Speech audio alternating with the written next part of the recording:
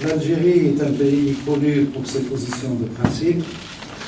Nos amis européens sont connus aussi pour être des pays très civilisés, et notamment l'Allemagne et Madame la Chancelière. Nous n'avons pas d'ailleurs abordé cette question, et je crois que l'Algérie livre bataille pour le reste de la communauté internationale au nord, concernant la question des migrants illégaux, par le travail qu'elle fait elle-même à nos frontières sud pour empêcher annuellement 20 000 à 30 000 personnes de venir illégalement en Algérie et souvent d'Algérie de continuer leur chemin vis-à-vis de l'Europe. Voilà ma réponse. Merci. Und gute Modalitäten gefunden haben und auch heute darüber geredet haben, wie wir das noch effizienter gestalten können, dass diejenigen, die kein Recht haben, bei uns dauerhaft zu bleiben, wie wir auch in Deutschland unsere Probleme so lösen können, dass die Menschen dann sagen, okay, hier hat sich Recht und Gesetz durchgesetzt. Denn es gibt eine hohe Bereitschaft in Deutschland, Menschen, die einen Fluchtgrund haben, und davon haben wir ja sehr viele, aus Syrien und dem Irak zum Beispiel, dass diesen Menschen auch ein Aufenthalt gegeben wird, dass die Integration dort begonnen wird. Si quelqu'un connaît un pays dans le monde qui n'est pas critiqué par Amnesty International, je voudrais bien le savoir.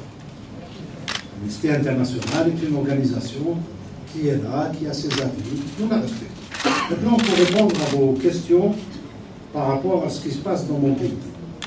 Malheureusement, votre séjour est court, mais vous pouvez connaître un peu plus l'Algérie par la presse électronique.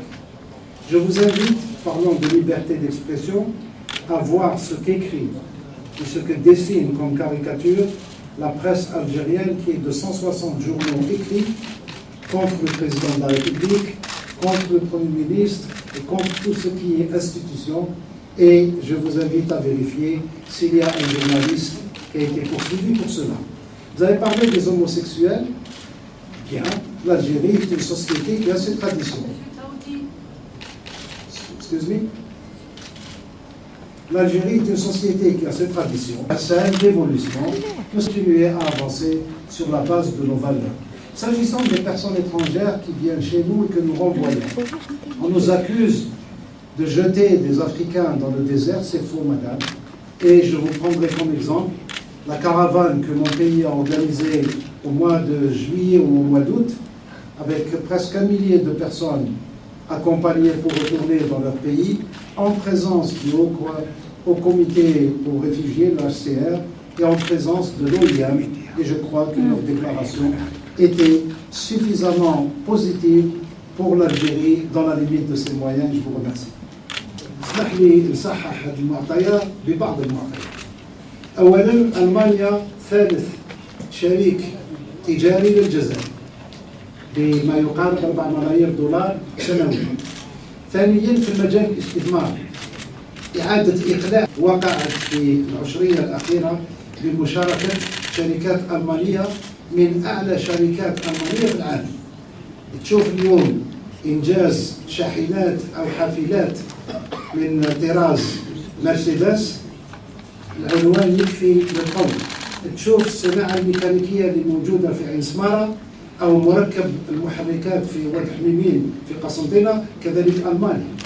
مع القطاع الخاص أصدقائنا من مجمع سوفاك يشتغلوا مع فولكس فاجن ومع سيارة. إذا ما فيش سوق محتكر لأي طرف كان، والطرف الألماني موجود. وما نشك مثل ما قلنا لكم هناك ما يقارب 20 ملف تاع شراكة هم حاليا في طور المحادثات، وإن شاء الله ينجز عدد كبير من هذه المشاريع. جديد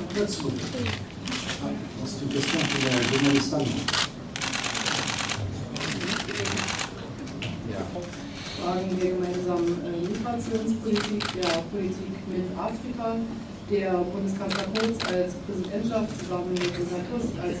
Est-ce que nous sommes disposés à recevoir 3700 personnes, dites-vous, qui sont en séjour illégal en Allemagne? Je vous confirme que l'Algérie récupérera ses enfants, qu'il s'agit de 3000 ou de 5000, à un certain nombre de règles sur lesquelles nous sommes en parfait accord avec les autorités allemandes. Premièrement, une identification qu'il s'agit d'Algériens. Nous le faisons très bien. Nous allons le faire à l'avenir de manière encore plus efficace, puisque chez nous, notre fichier d'identité est maintenant informatisé et les empreintes digitales sont également numérisées. Donc ça permet d'aller plus vite. Deuxièmement, je peux vous indiquer qu'au jour qui nous rassemble, il y a au moins 700 laissez-passer auprès de nos missions consulaires en Allemagne qui attendent les concernés pour en bénéficier et revenir. Troisièmement, enfin, si l'Algérie a fait comprendre à l'Allemagne amie que nous n'acceptons pas l'utilisation des charters avec tous les pays, nous avons également dit que Air Algérie fait 6 vols par semaine entre l'Algérie et l'Allemagne. C'est Air Algérie qui ramène jusqu'à maintenant essentiellement les personnes qui ne sont pas en situation régulière, à raison de 5 à peu près par vol.